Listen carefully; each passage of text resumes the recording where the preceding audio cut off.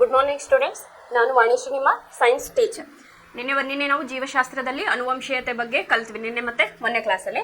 ಇವತ್ತೇನು ಮಾಡೋಣಪ್ಪ ಅಂತಂದ್ರೆ ಭೌತಶಾಸ್ತ್ರದಲ್ಲಿ ನಾವು ಯಾವ ಚಾಪ್ಟರ್, ಅಧ್ಯಾಯ 9 ಬೆಳಕು, ಪ್ರತಿಫಲನ ಮತ್ತು ವಕ್ರೀಭವನ ಅಂತ ಹೇಳಿ ಒಂದು ಚಾಪ್ಟರ್ ಐತಿ. ಮೋಸ್ಟ್ ಇಂಪಾರ್ಟೆಂಟ್ ಚಾಪ್ಟರ್ ಅಂತಾನೆ ಹೇಳ್ಬೋದು. ಆಮೇಲೆ ಇದನ್ನ ನೀವು ಸರಿಯಾಗಿ ಕಲಿತ್ರೆ ಮುಂದೆ ಮಾನವನ ಕಣ್ಣು ಅದರ ರಿಲೇಟೆಡ್ ಒಂದು ಚಾಪ್ಟರ್ ಐತಿ ನಿಮ್ದು. ಯಾವುದು? ಮಾನವನ ಕಣ್ಣು ಮತ್ತು ವರ್ಣಮಯ ಜಗತ್ತು ಅಂತ ಹೇಳಿ. ಇದು ನೀವು ಸರಿಯಾಗಿ ಅರ್ಥವನ್ನ ಮಾಡಿಕೊಂಡ್ರೆ ನೆಕ್ಸ್ಟ್ ಆ ಚಾಪ್ಟರ್ ನಿಮ್ಗೆ ಈಸಿಯಾಗಿ ಅಂಡರ್ಸ್ಟ್ಯಾಂಡ್ ಆಗ್ತೈತಿ. ಫಸ್ಟ್ ಇದ್ರ ಒಳಗಡೆ ನಾವು ಏನ್ ಕಲಿತೇವೆ ಅಂತ ಹೇಳಿ ಕಲಿಕಾಂಶಗಳನ್ನ ನೋಡೋಣ. ಇವೇನು ಕಲಿಕಾಂಶಗಳು?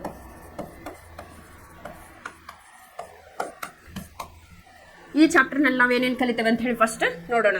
ಮೊದಲನೇದಾಗಿ ನಾವು ಇಲ್ಲೇನು ಕಲಿತೇವಪ್ಪ ಅಂತಂದ್ರೆ ಬೆಳಕು ಅಂದ್ರೆ ಏನಂತ ಹೇಳಿ ಕಲಿತೇವೆ. ಇದು ಆಲ್ರೆಡಿ ನಾವು 7th ದಿಂದನೂ ಕೇಳ್ಕೊತಾ ಬಂದೇವು ಬೆಳಕು ಅಂದ್ರೆ ಏನು ಅಂತ ಹೇಳಿ.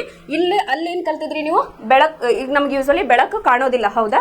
ಅದು 7 ಬಣ್ಣಗಳಿಂದ ಆಗೈತಿ, ವಿಬ್ಗಯಾರ್ ಅಂತ ಹೇಳಿ ನೀವೇನು ಕರಿತಿರಲ್ಲ ಅದರಿಂದ ಆಗೈತಿ ಅಂತ ಹೇಳಿ ಕಲ್ತಿದ್ರಿ. ಮತ್ತದು ನೇರ ಸಮತಲದಲ್ಲಿ ಇರ್ತೈತಿ ಅಂತಷ್ಟೇ ನೀವು ಕಲ್ತಿದ್ರಿ. ಬಟ್ ಇಲ್ಲೇನು ಕಲಿತೇವಿ? ಅದು ಬಾಗ್ತತೆ ಅಂತ ಹೇಳಿ ಕರಿತೇವೆ, ಆಮೇಲೆ ವಕ್ರೀಭವನ ಆಗ್ತತಿ ಅಂತ ಹೇಳಿ ಕಲಿತೇವೆ. ಫಸ್ಟಿಗೆ ಬೆಳಕಿನ ಬಗ್ಗೆ ಕಲಿತೇವೆ, ಆಮೇಲೆ ನೆಕ್ಸ್ಟ್ ಬೆಳಕಿನ ಪ್ರತಿಫಲನದ ಬಗ್ಗೆ ಕಲಿತೇವೆ, ಆಮೇಲೆ ಏನ್ ಕಲಿತೇವಪ್ಪ ಅಂತಂದ್ರೆ ಗೋಳೀಯ ದರ್ಪಣಗಳ ಬಗ್ಗೆ ಕಲಿತೇವೆ.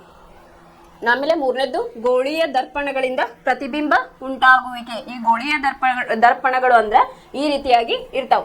ಅದರಿಂದ ಯಾವ ರೀತಿಯಾಗಿ ಗೋಳೀಯ ದರ್ಪಣಗಳಿಂದ ಪ್ರತಿಬಿಂಬ ಹೆಂಗ ಉಂಟಾಗ್ತತಿ ಅಂತ ಹೇಳಿ ನಾವಿಲ್ಲೇ ಕಲಿತೇವೆ. ಆಮೇಲೆ ರೇಖಾಚಿತ್ರಗಳನ್ನು ಬಳಸಿಕೊಂಡು, ಗೋ ಅಂದ್ರೆ ಇಲ್ಲೇ ಗೋಳೀಯ ಅಂತ ಹೇಳಿ, ರೇಖಾಚಿತ್ರಗಳನ್ನ ಬಳಸಿಕೊಂಡು ಗೋಳೀಯ ದರ್ಪಣಗಳಿಂದ ಉಂಟಾದ ಪ್ರತಿಬಿಂಬಗಳನ್ನು ಪ್ರತಿನಿಧಿಸುವುದು ಅಂತ ಹೇಳಿ ಕಲಿತೇವೆ. ಅದಾದ್ಮೇಲೆ ಗೋಳೀಯ ದರ್ಪಣಗಳ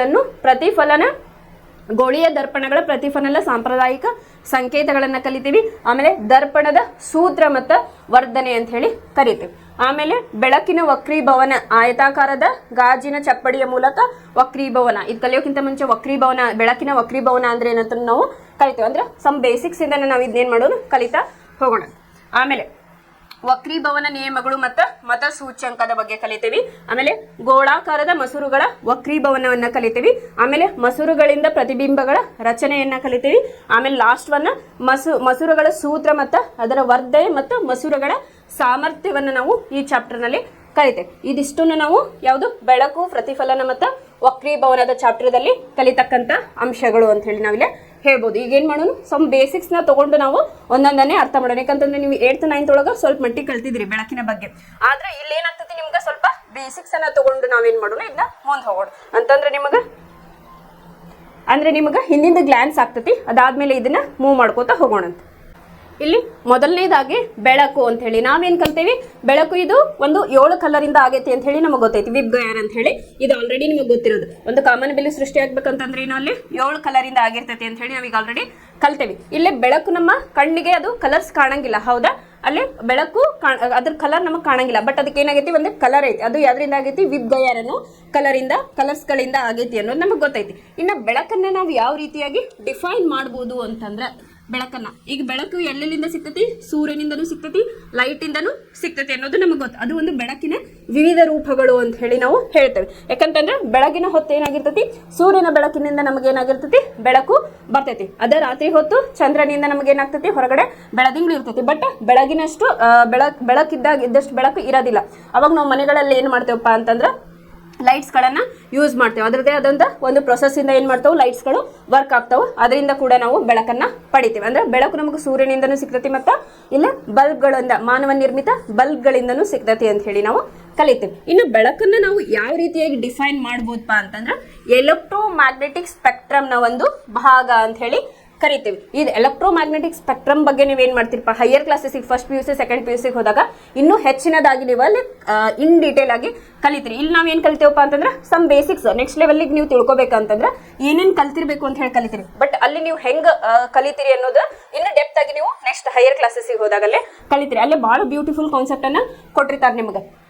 ಅಂದ್ರೆ ಸಮುದ್ರದ ನೀರು ಯಾಕೆ ಆಕಾಶ ನೀಲಿ ಇರ್ತೈತಿ, ಈ ರೀತಿಯಾಗಿ ಹಲವೊಂದು ಕಾನ್ಸೆಪ್ಟ್ಗಳು ಬೆಳಕಿನ ಮೇಲೆನೆ ಅದಾವಲ್ಲ. ಎಲೆಕ್ಟ್ರೋಮ್ಯಾಗ್ನೆಟಿಕ್ ಸ್ಪೆಕ್ಟ್ರಮ್ ವರ್ಕ್ ಆಗ್ತತಿ, ಅದರ ಆಧಾರದ ಮೇಲೆ ಯಾವ ರೀತಿಯಾಗಿ ಅಲ್ಲೇ ಬೆಳಕಿನ ಬಗ್ಗೆ ತುಂಬಾ ವಿವರವಾಗಿ ನಿಮ್ಗೆ ಅಲ್ಲೇ ಹೈಯರ್ ಕ್ಲಾಸಸ್ಗೆ ಹೋದಾಗ ಕಲಿತೀರಿ.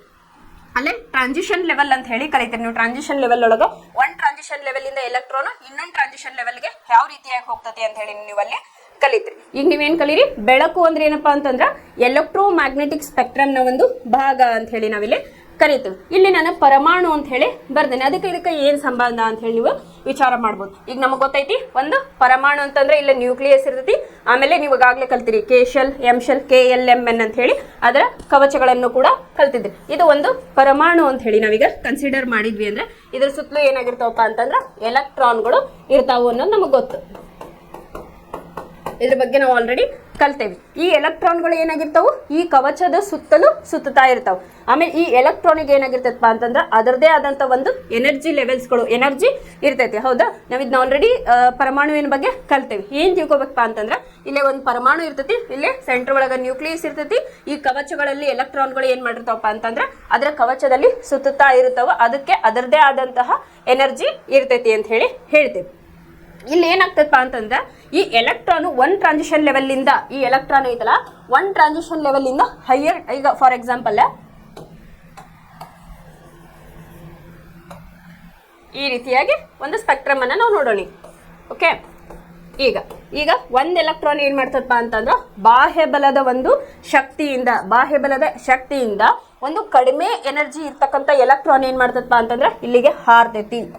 ಓಕೆ, ಇಲ್ಲೇ ಟ್ರಾನ್ಸಿಷನ್ ಲೆವೆಲ್ ಅಂತ ಹೇಳಿ ಕರಿತೇವಿ. ಕನ್ನಡದಾಗ ಅದಕ್ಕೆ ಏನಂತೇವಪ್ಪ, ತಾತ್ಕಾಲಿಕ ಸ್ತರ ಅಂತ ಹೇಳಿ ಕರಿತೇವೆ. ಇಂಗ್ಲಿಷ್ನಾಗ ಟ್ರಾನ್ಸಿಷನ್ ಲೆವೆಲ್ ಅಂತ ಹೇಳಿ ಕರಿತೇವೆ.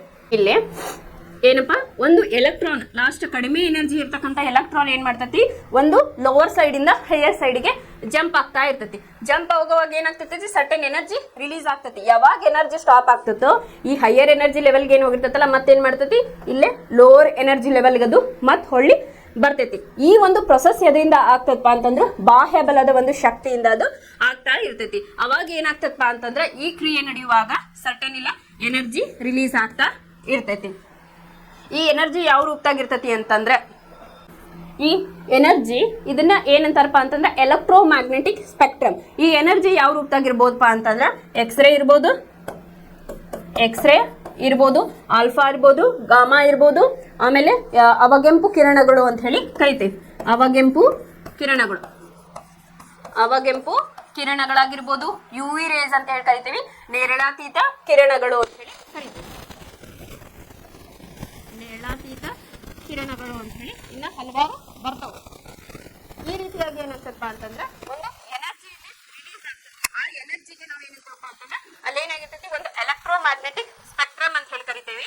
ಅಲ್ಲೇನಾಗ್ತದಪ್ಪ ಅಂತಂದ್ರೆ ವಿದ್ಯುತ್ ಕಾಂತೀಯ ಅಲೆಗಳು ಅಲ್ಲಿ ಇರ್ತಾವೆ. ಆ ವಿದ್ಯುತ್ ಕಾಂತೀಯ ಅಲೆಗಳ ಒಂದು ಭಾಗವನ್ನ ನಾವೇನು ಕರಿತೀವಪ್ಪ ಅಂತಂದ್ರೆ ಇಲ್ಲಿ ಬೆಳಕು ಅಂತ ಹೇಳಿ ಕರಿತೀವಿ. ಇನ್ನು ಬೆಳಕು ಅಂತಂದ್ರೆ ನಾವು ಅದಕ್ಕೆ ಏನ್ ಬರ್ತದೆ, ಎಲೆಕ್ಟ್ರೋ ಮ್ಯಾಗ್ನೆಟಿಕ್ ಸ್ಪೆಕ್ಟ್ರಮ್ ನ ಒಂದು ಭಾಗ ಅಂತ ಹೇಳಿ ಕರಿತೀವಿ. ಇಲ್ಲೇ ಒಂದು ಪರಮಾಣುವನ್ನ ನಾವು ಕನ್ಸಿಡರ್ ಮಾಡಿದಾಗ ಇಲ್ಲೇನಾಯ್ತು, ಇಲ್ಲೇ ಒಳಗಡೆ ಎಲೆಕ್ಟ್ರಾನ್ಗಳು ಇರ್ತಾವೆ. ಕವಚದ ಸುತ್ತಲೂ ಏನಾಗಿರ್ತಪ್ಪ ಎಲೆಕ್ಟ್ರಾನ್ಗಳು ಇರ್ತಾವೆ ಅಂತ ನಮಗೆ ಗೊತ್ತಿದೆ. ಈ ಎಲೆಕ್ಟ್ರಾನ್ಗಳು ಕವಚಗಳ ಸುತ್ತಾ ಇರ್ತಾವೆ. ಅದಕ್ಕೆ ಅದರದೇ ಆದಂತ ಒಂದು ಎನರ್ಜಿ ಇರ್ತದೆ, ಶಕ್ತಿ ಇರ್ತದೆ ಅಂತ ಹೇಳಿ ಕರಿತೇವೆ. ಆಮೇಲೆ ಇದು ಏನ್ ಮಾಡ್ತಪ್ಪ ಅಂತಂದ್ರೆ ಎಲೆಕ್ಟ್ರಾನ್ ಲೋವರ್ ಲೆವೆಲ್ ಇಂದ ಹೈಯರ್ ಲೆವೆಲ್ ಜಂಪ್ ಆಗ್ತಾ ಇರ್ತದೆ. ಇದರಿಂದ ಅಂತಂದ್ರೆ ಒಂದು ಬಾಹ್ಯ ಬಲದ ಶಕ್ತಿಯಿಂದ ಅದು ಜಂಪ್ ಆಗ್ತಾ ಇರ್ತದೆ. ಅವಾಗ ಯಾವಾಗ ಎನರ್ಜಿ ಲಾಸ್ ಆಗ್ತದೆ ಅಥವಾ ಕುಂಠಿತಗೊಳ್ತದಲ್ಲ ಅದು ಏನ್ ಮಾಡ್ತೈತಿ, ಹೊಳ್ಳಿ ತನ್ನ ಸ್ಥಾನಕ್ಕೆ ಬರ್ತೈತಿ. ಅವಾಗ ಏನಾಗ್ತೈತಿ, ಸರ್ಟನ್ ಎನರ್ಜಿ ಲೆವೆಲ್ ಇಲ್ಲೇ ಬಿಡುಗಡೆ ಆಗ್ತಾ ಹೋಗ್ತೈತಿ. ಆ ಎನರ್ಜಿ ಏನಾಗ್ತದಪ್ಪ ಅಂತಂದ್ರೆ ವಿದ್ಯುತ್ ಕಾಂತೀಯ ಅಲೆಗಳ ರೂಪದಲ್ಲಿ ಅದು ಇರ್ತೈತಿ. ಆ ಅಲೆಗಳು ಏನದಾವಲ್ಲ ಅವು ಯಾವ ರೀತಿಯಾಗಿರ್ಬೋದು, ಎಕ್ಸ್ರೇ ಆಗಿರ್ಬೋದು, ಗಾಮಾ ರೇಸ್ ಆಗಿರ್ಬೋದು, ಅವಗೆಂಪು ಕಿರಣ ಆಗಿರ್ಬೋದು, UV ರೇಸ್ ಅಂತ ಹೇಳ್ತೀವಿ, ನೇರಳಾತೀತ ಕಿರಣಗಳು ಕೂಡ ಆಗಿರ್ಬಹುದು ಅಂತ ಹೇಳಿ ನಾವು ಹೇಳ್ತೀವಿ. ಇನ್ನ ಬೆಳಕಿನ ಕಿರಣಗಳು ಅಂತ ಹೇಳಿ ಈ ಎಲೆಕ್ಟ್ರೋ ಮ್ಯಾಗ್ನೆಟಿಕ್ ಸ್ಪೆಕ್ಟ್ರಮ್ ನ ಒಂದು ಭಾಗವನ್ನ ನಾವೇನಂತಪ್ಪ ಅಂತಂದ್ರೆ ಬೆಳಕು ಅಂತ ಹೇಳಿ ಕರಿತೇವೆ. ಇದಕ್ಕೆ ನಾವು ಬೆಳಕು ಅಂತ ಹೇಳಿ ಕರಿತೇವೆ. ಇನ್ನ ಮೊಬೈಲ್ ತರಂಗ ಅಂತ ಹೇಳಿ ನಾ ಬರ್ದೇನೆ. ಈಗ ಮೊಬೈಲ್ ನಾವು ವರ್ಕ್ ಮಾಡ್ತೇವೆ ಹೆಂಗಂತಂದ್ರ ಯಾರಾದ್ರೂ ಕಾಲ್ ಮಾಡಿದ್ರೆ ನಾವು ಮಾತಾಡ್ತೇವೆ. ಈ ತರಂಗಗಳು ಬರೋದು ನಮ್ಗೆ ಗೊತ್ತಾಗಿಲ್ಲ, ಬಟ್ ಇದೇನಾಗ್ತೈತಿ, ಪ್ರಾಣಿಗಳಿಗೆ ಸೂಚನೆಯನ್ನ ಕೊಡ್ತೈತಿ. ಈಗ ನಮ್ದು ಹೆಂಗೈತಿ, ಬೈ ಮೌತ್ ನಾವೇನ್ ಮಾತಾಡ್ತೈತೆ, ನಮ್ ಕಮ್ಯುನಿಕೇಶನ್ ಸ್ಕಿಲ್ ಬೇರೆ ಮನುಷ್ಯರದು. ಅದೇ ರೀತಿಯ ಪಕ್ಷಿಗಳಾಗಿರ್ಬೋದು, ಹನಿ ಬೀಗಳಾಗಿರ್ಬೋದು, ಅದರದೇ ಒಂದು ಟಾಕಿಂಗ್ ಸ್ಟೈಲ್ ಇರ್ತೈತಿ. ಅಂದ್ರೆ ಮಾತಿನ ಚಕಮಕಿ ಅಥವಾ ಮಾತಾಡೋದು ಅದ್ರದೇ ಆದಂತ ಒಂದು ಶಕ್ತಿ ಇರ್ತೈತಿ. ಅದು ಏನಾಗ್ತೈತಿ, ಇದರ ಅನುಭವ, ಇವು ಮೊಬೈಲಿನ ತರಂಗಗಳ ಅನುಭವ ಏನೈತಲ್ಲ, ವೇವ್ಸ್ ಅಂತ ಕರಿತೇವಲ್ಲ ನಾವು, ಅದು ಏನಪ್ಪಾ ಪ್ರಾಣಿ ಪಕ್ಷಿಗಳಿಗೆ ಅದು ಗೊತ್ತಾಗ್ತೈತಿ. ಅಂತಂದ್ರೆ ತರಂಗಗಳ ನಮ್ ಕಣ್ಣಿಗೆ ಕಾಣಂಗಿಲ್ಲ. ಮೊಬೈಲ್ ಇಂದ ನಾವೇನಂತೇವೆ ನೆಟ್ವರ್ಕ್ ಹಾಕಿರ್ತಾರೋ, ಆಮೇಲೆ ತರಂಗಗಳು ಬರ್ತಾವ ಅನ್ನೋದು ಗೊತ್ತೈತಿ, ಬಟ್ ನಮಗೂ ಕಣ್ಣಿಗೆ ಕಾಣಲ್ಲ. ಈ ಪ್ರಾಣಿ ಪಕ್ಷಿಗಳಿಗೆ ಹೆಂಗಾಗ್ತತಿ, ಈಗ ನಾವಿಬ್ರು ಮಾತಾಡೋ ಮುಂದೆ ಯಾರು ನಡು ಬಂದ್ ಮಾತಾಡಿದ್ರ ಏನಾಗ್ತದೆ, ಡಿಸ್ಟರ್ಬೆನ್ಸ್ ಆಗ್ತದೆ. ಅದೇ ರೀತಿ ಏನಾಗ್ತದಪ್ಪ ಅಂತಂದ್ರ ಈ ಪ್ರಾಣಿ ಪಕ್ಷಿಗಳಿಗೂ ಕೂಡ ಈ ತರಂಗಗಳಿಂದ ಅವು ಪ್ರಾಬ್ಲಮ್ ನ ಫೇಸ್ ಮಾಡ್ತಾ ಇರ್ತಾವ ಅಂತೇಳಿ ಹೇಳ್ಬೋದು. ಇನ್ನ ನಾ ಹೇಳಿದೆ 7th 8th 9th ಒಳಗೆ ನೀವೇನ್ ಮಾಡಿದ್ರಿ, ಬೆಳಕು ಒಂದು ಸಮತಲದಲ್ಲಿ ಇರ್ತತಿ ಅಥವಾ ನೇರವಾಗಿ ಇರ್ತತಿ ಅಂತ ಹೇಳಿ ಕಲಿತ್ವಿ. ನಾವ್ ಇಲ್ಲಿ ಏನ್ ಕಲಿತೇವಪ್ಪ ಅಂತಂದ್ರ ರಿಫ್ಲೆಕ್ಷನ್ ಅಂತ ಹೇಳಿ ಕರಿತೀವಿ, ಡಿಫ್ರಾಕ್ಷನ್ ಅಂತ ಹೇಳಿ ಕರಿತೀವಿ. ಇಲ್ಲಿ ಬೆಳಕು ಏನಾಗ್ತದಪ್ಪ ಅಂತಂದ್ರ ಬೆಳಕು ಇಲ್ಲಿ ಬಾಗುತ್ತದೆ ಅಂತ ಹೇಳಿ ಕಲಿತೇವೆ. ಇದ್ರೊಳಗೆ ಹಲವಾರು ರೀತಿ ಬರ್ತಾವ್. ಬೆಳಕು ಇಲ್ಲಿ ಬಾಗುತ್ತದೆ ಅಂತ ಹೇಳಿ ಕಲಿತೇವೆ. ಆಮೇಲೆ ಇದು ಪ್ರತಿಫಲನ ಹೊಂದುತ್ತದೆ ಅಂತ ಹೇಳಿ ಬರ್ದ್ರಿ. ಬೆಳಕು ಏನಾಗ್ತತಿ, ಪ್ರತಿಫಲನ ಹೊಂದತಿ. ಫಾರ್ ಎಕ್ಸಾಂಪಲ್ ಈ ವಿಂಡೋ ಇಂದ ಈಗ ಬೆಳಕು ಬಂದು ಏನಾಗ್ತೈತಿ, ಇದೇ ರೂಮಲ್ಲೇ ಅದು ಈ ಕಡೆ ಸೈಡ್ ಹೋಗ್ತೈತೆ, ಹಿಂಗ್ ಬಂದು ಇದೇ ರೂಮಲ್ಲೇ ಇರ್ತೈತಿ. ಪ್ರತಿಫಲನವನ್ನ ಹೊಂದತಿ ಅಂತ ಹೇಳಿ ಕರಿತೇವೆ. ಪಾರದರ್ಶಕದ ಮೇಲೆ ಕೂಡ ಇದು ಪ್ರತಿಫಲನ ಹೊಂದತಿ ಅಂತ ಹೇಳಿ ನಾವು ಹಿಂದಿನ 9th ಒಳಗೆ 8th ಒಳಗೆ ಕಲ್ತೇವಿ. ಪಾರದರ್ಶಕ ವಸ್ತು ಅಂದ್ರೆ ಏನು, ಅಪಾರದರ್ಶಕ ವಸ್ತು ಅಂತ ಹೇಳಿ ಕಲ್ತಿದ್ದೀವಿ. ಇಲ್ಲಿ ಏನಾಗ್ತತಿ, ಪ್ರತಿಫಲನ ಅಂತಂದ್ರೆ ಬೆಳಕು ಏನಾರ ಒಂದು ಸಮತಲದ ಮೇಲೆ ಅಥವಾ ನುಣುಪಾದ ಒಂದು ಮೇಲ್ಮೈ ಮೇಲೆ ಬಿದ್ದಾಗ ಅದು ಪ್ರತಿಫಲನವನ್ನ ಹೊಂದತಿ ಅಂತ ಹೇಳಿ ಕಲಿತೇವಿ. ಈ ಪ್ರತಿಫಲನ ಹೆಂಗ್ ಹೊಂದತತಿ ಅಂತ ಹೇಳಿ ನಾವು ಇದು ಡಯಾಗ್ರಾಮ್ ನಿಮ್ಗ ಹೇಳ್ತಾನೆ ನೆಕ್ಸ್ಟ್ ಯಾವ ರೀತಿ ಅಂತ ಹೇಳಿ. ಆಮೇಲೆ ಪ್ರತಿಫಲನ ಅನ್ನೋದೇನಾಗ್ತದಪ್ಪ ಅಂತಂದ್ರ ದರ್ಪಣಗಳಲ್ಲಿ ಆಗ್ತತಿ ಅಂತ ಹೇಳಿ ನಾವು ಕಲಿತೇವೆ. ಅಂತಂದ್ರ ದರ್ಪಣಗಳ ಒಳಗ ನಿಮಗ್ ಬರ್ತಾವು ಸಮಾನಾಂತರ ಅಂತ ಬರ್ತೈತಿ, ಆಮೇಲೆ ಗೋಳೀಯ ದರ್ಪಣಗಳು ಅಂತ ಹೇಳಿ ಬರ್ತೈತಿ. ಆಮೇಲೆ ವಕ್ರೀಭವನ ಅಂತ ಹೇಳಿ ಕರಿತೇವಿ. ವಕ್ರೀಭವನ ಎಲ್ಲಾಗ್ತದಪ್ಪ ಅಂತಂದ್ರೆ ಮಸೂರಗಳು ಅಂತ ಹೇಳಿ ಕರಿತೇವೆ. ಈ ಮಸೂರಗಳಲ್ಲಿ ಕೂಡ ನೀವು ವಿಧಗಳನ್ನ ನೋಡ್ಬೋದು. ಎಕ್ಸಾಂಪಲ್ ನಿಮ್ನ ಮಸರ ಅಂತ ಹೇಳಿ ಬರ್ತೈತಿ. ಅದೇ ರೀತಿಯಾಗಿ ಇನ್ನು ಉದಾಹರಣೆಗಳನ್ನ ನಾ ಕೊಡ್ತಾ ಹೋಗ್ತೇನೆ. ಇಲ್ಲಿ ನೀವೇನ್ ತಿಳ್ಕೊಬೇಕು, ಪ್ರತಿಫಲನ ದರ್ಪಣಗಳಲ್ಲಿ ಆಗ್ತತೆ ಅಂತ ಹೇಳಿ. ಆಮೇಲೆ ದರ್ಪಣ ಅಂದ್ರೆ ಏನಂತ ನೋಡೋಣ, ದರ್ಪಣಗಳಲ್ಲಿ ವಿಧಗಳು ಯಾವುವು ಅಂತ ಹೇಳಿ ನಾವು ನೋಡೋಣ. ಇನ್ನ ವಕ್ರೀಭವನ ಎಲ್ಲಾಗ್ತದಪ್ಪ ಅಂತಂದ್ರೆ ಇದು ಮಸೂರಗಳಲ್ಲಿ ಆಗ್ತತಿ ಅಂತ ಹೇಳಿ ನಾವು ಹೇಳ್ತೀವಿ. ಅದನ್ನ ಎಕ್ಸ್ಪ್ಲೇಷನ್ ಈ ಟಾಪಿಕ್ ಬಂದಾಗ ನಿಮ್ಗೆ ಹೇಳ್ತೀನಿ ಅಂತ. ಆಮೇಲೆ ಇಲ್ಲಿ ನೆರಳು ವಿವಿಧ ರೀತಿಯಲ್ಲಿ ಇರ್ಬೋದು ಅಂತ ಹೇಳಿ ನಾವು ಕಲಿತ್ವಿ. ಎಕ್ಸ್ರೇ ಆಗಿರ್ಬೋದು, ಗಾಮಾ ಆಗಿರ್ಬೋದು, ಅವಗೆಂಪು ಕಿರಣ ಆಗಿರ್ಬೋದು, ಬೆಳಕಿನ ಕಿರಣಗಳಾಗಿರ್ಬೋದು, ನೇರಳಾತೀತ ಕಿರಣಗಳು ಅಂತ ಹೇಳಿ ನಾವು ಕರಿತೇವೆ. ಇನ್ನೊಂದು ನಾವು ಮನೆಯಲ್ಲಿ ಒಂದು ಎಕ್ಸಾಂಪಲ್ ಅನ್ನ ತಗೊಳ್ಳೋಣ. ಈಗ ಬೆಕ್ಕು ನಮಗ್ ಗೊತ್ತಿರೋಂತ ಒಂದು ಪ್ರಾಣಿ ಅಂತ ಹೇಳಿ ಹೇಳ್ತೇವೆ. ಈಗ ಮನೆಯಲ್ಲಿ ಕರೆಂಟ್ ಹೋದ್ರೆ ಅಥವಾ ಒಂದು ರೂಮ್ ಅಲ್ಲಿ ಕತ್ಲ ಇತ್ತಂತಂದ್ರ ಈಗ ನಮಗೇನು ಕಾಣಂಗಿಲ್ಲ, ಫುಲ್ ರೂಮ್ ಕತ್ಲ, ಲೈಟ್ ಆಫ್ ಮಾಡಿದ್ವಿ ಅಂದ್ರೆ ರಾತ್ರಿ ನಮಗೇನು ಕಾಣಂಗಿಲ್ಲ, ಹೌದಾ? ಬಟ್ ಬೆಕ್ಕಿಗೆ ಏನಾಗ್ತದಪ್ಪ ಅಂತಂದ್ರ ಅಲ್ಲಿ ಯಾವ ವಸ್ತು, ಹಾಲು ಮೊಸರು ಎಲ್ಲ ಐತಿ ಅಂತ ಹೇಳಿ ಗೊತ್ತಾಗ್ತೈತಿ. ಯಾಕಪ್ಪ ಅಂತಂದ್ರ ನಮ್ಮ ಕಣ್ಣುಗಳ ಚಾಕ್ಷುಷ ನರಕೋಶಗಳು ಏನದಾವಲ್ಲ ಅವು ಬೆಳಕನ್ನ ಮಾತ್ರ ಗ್ರಹಿಸ್ತಾವ. ಅದಕ್ಕೆ ಏನಂತೀವಿ, ಕಣ್ಣಿನಲ್ಲಿರ್ತಕ್ಕಂಥ ಚಾಕ್ಷುಷ ನರಕೋಶಗಳು ಅಂತ ಹೇಳಿ ಕರಿತೇವೆ. ಇದೇನಂತ ಹೇಳಿ ನೀವು ಕಣ್ಣಿನ ರಚನೆ ನೆಕ್ಸ್ಟ್ ಚಪ್ಪೋದಕ್ಕೆ ಅಂತಂದ್ರೆ ಕಣ್ಣು ಹಲವಾರು ಭಾಗಗಳಿಂದ ಒಳಗೊಂಡೈತಿ. ಅಲ್ಲಿ ಹಲವಾರು ನರಕೋಶಗಳಿರ್ತಾವ, ಭಾಗಗಳು ಬರ್ತಾವ, ನೆಕ್ಸ್ಟ್ ಅಂತ ಹೇಳ್ತೀವಿ. ಇಲ್ಲಿ ಏನ್ ತಿಳ್ಕೊಡಿ ಅಂತಂದ್ರೆ ಈ ಮನುಷ್ಯರಿಗೆ ಅಂತಂದ್ರೆ ನಮಗೇನಪ್ಪ ಅಂತಂದ್ರೆ ಈ ನಾರ್ಮಲ್ ಬೆಳಕಿನ ಕಿರಣಗಳನ್ನ ಮಾತ್ರ ಗ್ರಹಿಸಿದ ಒಂದು ಶಕ್ತಿ ಇದೆ. ಅದಕ್ಕೆ ಕಣ್ಣಿನ ಚಾಕ್ಷುಷ ನರಕೋಶಗಳಿಗೆ. ಅದೇ ಇಲ್ಲಿ ಬೆಕ್ಕಿಗೆ ಏನಾಗ್ತತಿ ಅಂತಂದ್ರೆ ಅದಕ್ಕೆ ಅವಗೆಂಪು ಕಿರಣಗಳ ಅಂತ ಹೇಳ್ತಾವಲ್ಲ, ಅವಗೆಂಪು ಕಿರಣಗಳನ್ನ ಗ್ರಹಿಸುವ ಒಂದು ಶಕ್ತಿ ಇದೆ. ಆ ಶಕ್ತಿ ನಮ್ಮಲ್ಲೇ ಇಲ್ಲ. ಹಂಗಾಗಿ ಅವ್ ಏನ್ ಮಾಡ್ತಾವಪ್ಪ ಅಂತಂದ್ರೆ ಹಾಲು ಎಲ್ಲೈತಿ, ಮೊಸರು ಎಲ್ಲೈತಿ ಅಂತ ಹೇಳಿ ಗೊತ್ತಾಗ್ತದೆ. ಫಾರ್ ಎಕ್ಸಾಂಪಲ್ ಈಗ ಮೊಬೈಲ್ ತರಂಗಗಳು ನಮಗೆ ಕಾಣಂಗಿಲ್ಲ ಅಂತ ಹೇಳಿದೆ. ಇಲ್ಲಿ ನೋಡ್ರಿ ಯಾವುದು ಬೆಕ್ಕಿಗೆ ಇರ್ತೇವಲ್ಲ ನಾವು, ಇದು ಏನಂತವಪ್ಪ ಅಂತಂದ್ರೆ ಬೆಕ್ಕಿಗೆ ಗೊತ್ತಾಗ್ತದೆ. ಫಾರ್ ಎಕ್ಸಾಂಪಲ್ ಈಗ ಮನೆಯಲ್ಲಿ ಅಮ್ಮ ಏನ್ ಮಾಡ್ತಾರೆ, ಒಂದು ಪಾತ್ರೆಯಲ್ಲಿ ಏನ್ ಮಾಡ್ತಾರೆ, ಹಾಲನ್ನ ಕಾಸಿಟ್ಟಿರ್ತಾರ ಅಂತ. ಈ ಕಾಸಿದಾಗ ಏನಾಗಿರ್ತದೆ, ಹಲವಾರು ಕಿರಣಗಳಿಂದ ಇರ್ತವೆ. ಬಿಸಿಯಾದಾಗ ಏನಾಗುತ್ತದೆ, ಅಲ್ಲಿ ಕಿರಣಗಳನ್ನ ಸೂಸ್ತಾ ಇರ್ತದೆ. ಆ ಬಿಸಿಯ ತರಂಗಗಳು ಏನಾಗ್ತವಪ್ಪ ಅಂತಂದ್ರೆ ಆ ಬೆಕ್ಕಿನ ಅನುಭವಕ್ಕೆ ಬರ್ತಾ ಇರ್ತದೆ. ಹಂಗಾಗಿ ಅದರ ಸೆನ್ಸರ್ಗಳನ್ನ ವರ್ಕ್ ಆಗ್ತದೆ. ಬಟ್ ಸ್ಪೆಷಲೈಸೇಷನ್ ಏನಪ್ಪ ಬೆಕ್ಕಲ್ಲಿ ಅಂತಂದ್ರೆ ಈ ಅವಗೆಂಪು ಕಿರಣಗಳನ್ನು ಅಬ್ಸರ್ವ್ ಅಥವಾ ಅದ್ರ ಬಗ್ಗೆ ಶಕ್ತಿಯನ್ನ ಏನಾಗುತ್ತೆ ಬೆಕ್ಕಿಗೆ ಹೊಂದಿರ್ತದೆ. ಅದು ಹಂಗಾಗಿ ಏನ್ ಮಾಡ್ತದೆ, ಹಾಲೆಲ್ಲ ಸೇರಿಸಿ ಹೈಲೈಟ್ ಮಾಡ್ತದೆ. ಯಾಕಂದ್ರೆ ಈ ಹಾಲಿನ ಬಿಸಿ ಆಗಿರ್ತಾರ, ಬಿಸಿ ಆದಾಗ ಕೆಲವೊಂದಿಷ್ಟು ಕಿರಣಗಳನ್ನ ಸೂಚಿಸ್ತದೆ. ಅದೇ ವೆರೈಟಿ ಯಾವ್ದಾದ್ರು ಕಿರಣಗಳಾಗಿರ್ಬೋದು. ಆ ಕಿರಣಗಳು ಏನ್ ಪಾಸ್ ಆಗಿ ನೀವು ಹತ್ರ ಪಾತ್ರೆಯನ್ನು ಕೂಡ ನಿಮ್ ಬಿಸಿ ಅನುಭವ ಆಗ್ತದೆ. ಅದೇ ರೀತಿ ಅಲ್ಲಿ ತರಂಗಗಳನ್ನ ಅಥವಾ ವೇವ್ಸ್ ಅನ್ನ ಏನ್ ಮಾಡ್ತದೆ ಈ ಬೆಕ್ಕು ಗ್ರಹಿಸಿ ಏನ್ ಮಾಡ್ತದಪ್ಪ ಅಂತಂದ್ರೆ ಈ ಹಾಲೆಲ್ಲೈತಿ, ಮೊಸರೆಲ್ಲೈತಿ ಅಂತೇಳಿ ಫೈಂಡ್ ಔಟ್ ಅನ್ನ ಮಾಡ್ತೈತಿ ಅಂತ ಹೇಳಿ ಹೇಳ್ಬೋದು. ಅಂತಂದ್ರೆ ಈಗ ಫಾರ್ ಎಕ್ಸಾಂಪಲ್ ಇನ್ನೊಂದು ಹೇಳ್ತೇವೆ, ಭೂಕಂಪ ಅಥವಾ ಏನೋ ಒಂದು ಸುನಾಮಿ ಪರಿಸ್ಥಿತಿಯಲ್ಲಿ ಭೂಕಂಪ ಆಗ್ಬೇಕಾದ್ರೆ ಮನುಷ್ಯರಿಗೆ ಅದು ಮೊದಲು ಗೊತ್ತಾಗಲ್ಲ. ಯಾಕಪ್ಪ ಅಂತಂದ್ರೆ ನಮಗದನ್ನ ತರಂಗಗಳನ್ನ ಅಬ್ಸರ್ವ್ ಮಾಡೋ ಕೆಪಾಸಿಟಿ ಇಲ್ಲ ಅಂತ ಸ್ಪೆಷಾಲಿಟಿ ನಮ್ಮಲ್ಲಿಲ್ಲ. ಅದೇ ಪ್ರಾಣಿಗಳನ್ನ ನೋಡಿ ಭೂಕಂಪ ಆಗ್ಬೇಕಾದ್ರೆ ಪ್ರಾಣಿಗಳಿಗೆ ಅದೇನಂತೇಳಿ ಮೊದಲು ಸೂಚನೆಯನ್ನ ಕೊಡ್ತೈತಿ ಅಂತ ಹೇಳಿ ಹೇಳ್ಬೋದು. ಅದ್ರದ್ದೇ ಆದಂತ ಸ್ಪೆಷಲೈಸೇಷನ್ ಇರ್ತೈತೆ. ಅಂದ್ರೆ ಫ್ಯಾಕ್ಟರ್ ಅಂತ ಹೇಳಿ ನನಗೆ ತಗೋಬಹುದು. ಇನ್ನು ನೆಕ್ಸ್ಟ್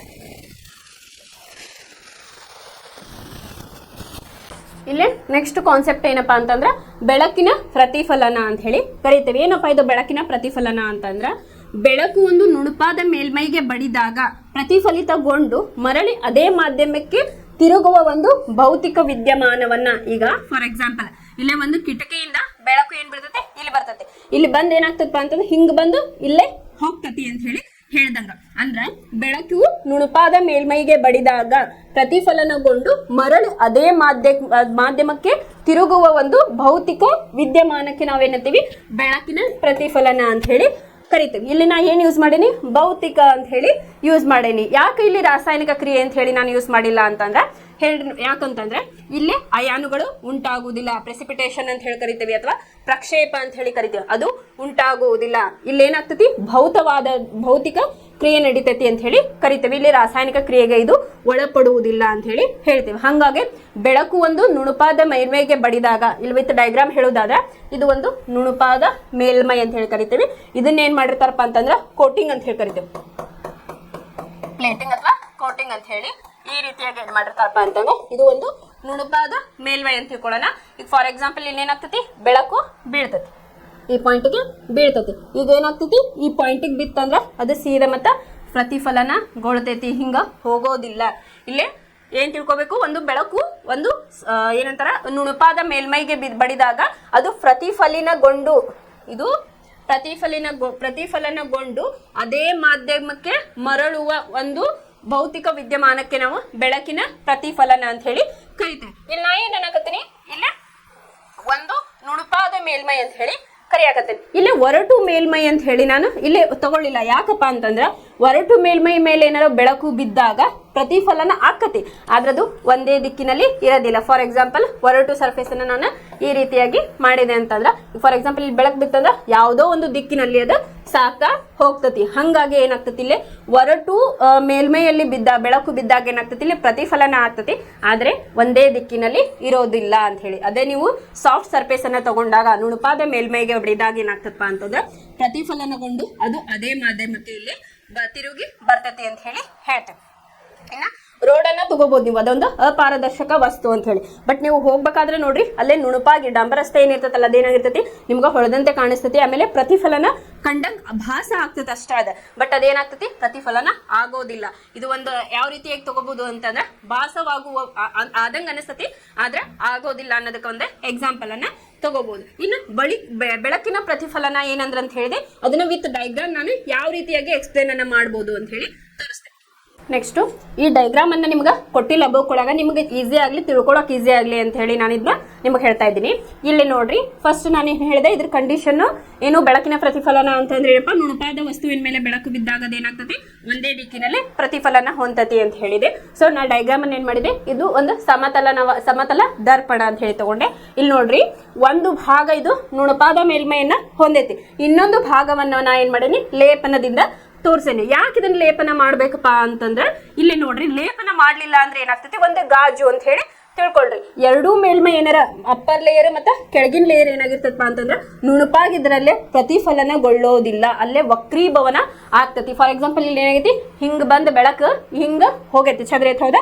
ಬಟ್ ಅದೇನಾರ ಇದನ್ನ ನಾವು ಲೇಪನ ಮಾಡ್ಲಿಲ್ಲ ಅಂದ್ರೆ ಏನಾಗ್ತತಿ, ಬೆಳಕು ಹಿಂಗ್ ಬಂದು ಈ ರೀತಿಯಾಗಿ ಹೋಗ್ತತಿ. ಯಾಕಂತಂದ್ರ ಗಾಜು ಒಂದು ಪಾರದರ್ಶಕ ವಸ್ತು ಅಂತ ಹೇಳಿ ಕಲಿತೆ. ಬೆಳಕು ಇಲ್ಲೇ ಏನಾಗ್ತತಿ, ಪ್ರತಿಫಲನವನ್ನ ಹೊಂದ್ತಾ ಇದೆ. ಇಲ್ಲಿ ಸಮತಲ ದರ್ಪಣವನ್ನ ನಾವು ತೆಗೆದುಕೊಂಡೇವಿ, ಅದು ಯಾವ ರೀತಿ ಆಗ್ತತಿ ಅಂತ ಹೇಳಿ ನೋಡೋಣ. ಇಲ್ಲಿ ಒಂದು ನಾನು ಸಮತಲ ದರ್ಪಣವನ್ನ ತಗೊಂಡೇನಿ. ಈ ಪಾಯಿಂಟ್ ಅನ್ನ ಪತನ ಬಿಂದು ಅಂತ ಹೇಳಿ ನಾ ಕರಿತೀನಿ, ಅದಕ್ಕೆ ಪಿ ಅಂತ ಹೇಳಿ.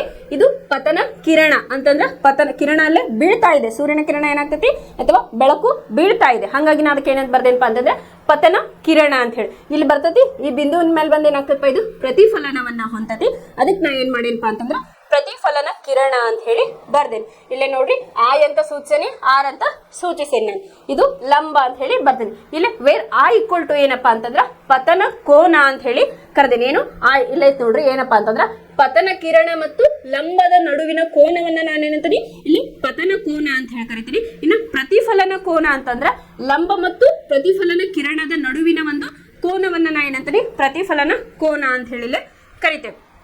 ಅದೇ ಎಕ್ಸ್ಪ್ಲೇಷನ್ ವಿತ್ ಡಯಾಗ್ರಾಮ್ ಹೇಳೋದಾದ್ರೆ ಇಲ್ಲೇ ಮೇಲ್ಮೈನ ಭಾಗ ನುಣುಪಾಗಿ ಇರುತ್ತದೆ ಮತ್ತು ಕೆಳಭಾಗ ಏನಾಗಿರ್ತತಿ ಇಲ್ಲೇ ಲೇಪನ ಮಾಡಿರುತ್ತಾರೆ. ನೀವು ಫಾರ್ ಎಕ್ಸಾಂಪಲ್ ಬೆಳಕಿನ ಪ್ರತಿಫಲನ ಎಕ್ಸ್ಪ್ಲೇನ್ ಮಾಡಬೇಕಾದ್ರೆ ಒಂದು ನುಣುಪಾದ ಮೇಲ್ಮೈ ಭಾಗ ಅಪ್ಪರ್ ಸೈಡ್ ಮೇಲ್ಮೈ ಭಾಗ ನುಣುಪಾಗಿರುತ್ತದೆ ಮತ್ತು ಕೆಳಭಾಗ ಲೇಪನವನ್ನ ಮಾಡಿರ್ತಾರ.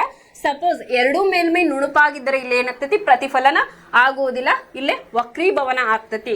ಇನ್ನ ನೀವು ಹೆಚ್ಚಿನ ಹೇಳ್ಬೇಕಂತಂದ್ರೆ ಗ್ಲಾಸ್ ಅನ್ನ ತಗೊಳ್ರಿ, ಇಲ್ಲ ಗಾಜನ್ನ ತಗೊಂಡಾಗ ನೀವು ಲೈಟ್ ಅನ್ನ ಪಾಸ್ ಮಾಡಿದಾಗ ಏನಾಗ್ತತಿ ಗಾಜು ಒಂದು ಪಾರದರ್ಶಕ ವಸ್ತು ಆಗಿರೋದ್ರಿಂದ ಎರಡೂ ಮೇಲ್ಮೈ ಇಲ್ಲೇ ಸಾಫ್ಟ್ ಇರೋದ್ರಿಂದ ಏನಾಗ್ತತಿ ಬೆಳಕು ಪಾಸ್ ಆಗಿ ಹೋಗ್ಬಿಡ್ತತಿ, ಅಲ್ಲಿ ಪ್ರತಿಫಲನಗೊಳ್ಳೋದಿಲ್ಲ, ವಕ್ರೀಭವನ ಆಗ್ತತಿ ಅಂತ ಹೇಳಿ ನೀವು ಹೇಳ್ಬೋದು.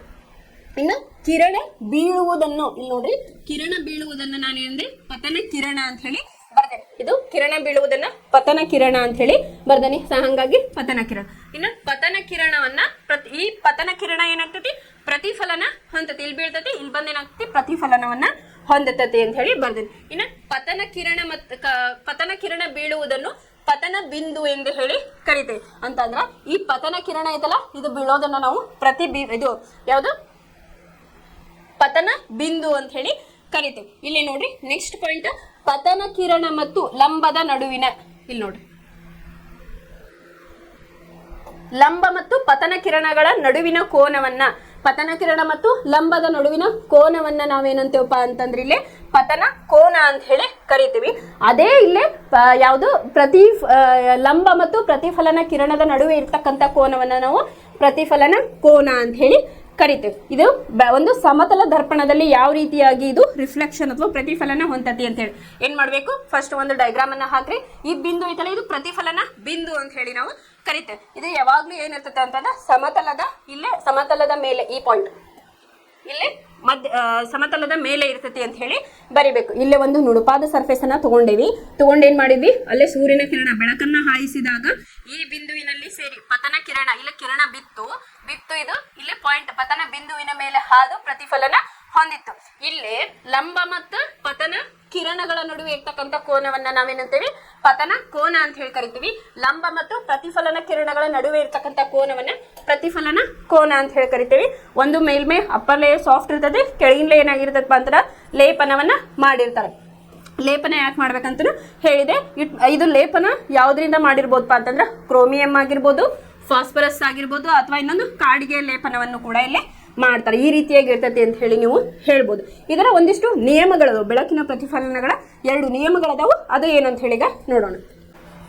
ಇಲ್ಲಿ ನಿಯಮಗಳು ಅಂತ ಹೇಳಿದೆ ಯಾವುದು ಬೆಳಕಿನ ಪ್ರತಿಫಲನದ್ದು. ಇಲ್ಲಿ ಪತನ ಕೋನವು ಪ್ರತಿಫಲನ ಕೋನಕ್ಕೆ ಸಮನಾಗಿ ಇರುತ್ತದೆ ಅಂತ ಹೇಳಿ ಹೇಳೋಣ. ಒಂದು ಡಯಾಗ್ರಾಮ್ ಅನ್ನ ತೆಗೆದಿದ್ದೆ ಈ ರೀತಿಯಾಗಿ.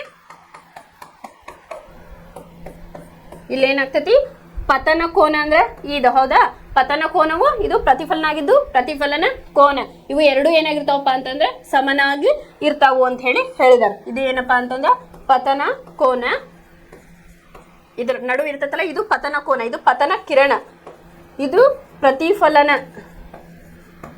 ಕಿರಣ, ಇದು ಪ್ರತಿಫಲನ ಕೋನ, ಇದು ಪತನ ಕೋನ.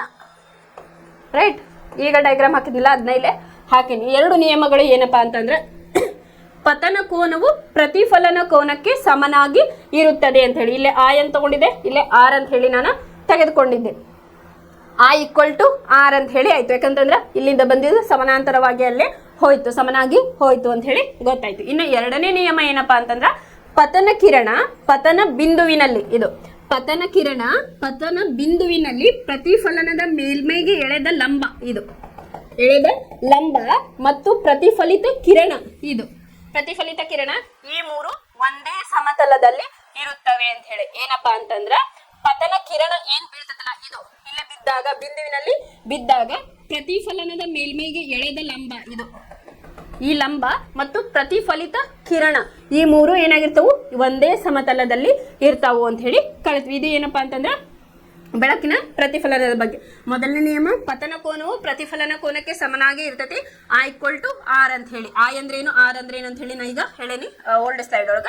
ನೆಕ್ಸ್ಟ್ ಪತನ ಕಿರಣ ಪತನ ಬಿಂದುವಿನಲ್ಲಿ ಮೇಲ್ಮೈಗೆ ಬಿದ್ದಾಗ ಇಲ್ಲಿ ಬಿಂದುವಿನಲ್ಲಿ ಪ್ರತಿಫಲನದ ಮೇಲ್ಮೈಗೆ ಎಳೆದ ಲಂಬ ಪ್ರತಿಫಲಿತ ಕಿರಣ ಇವು 3 ಏನಾಗಿರ್ತಾವಪ್ಪ ಅಂತಂದ್ರೆ ಒಂದೇ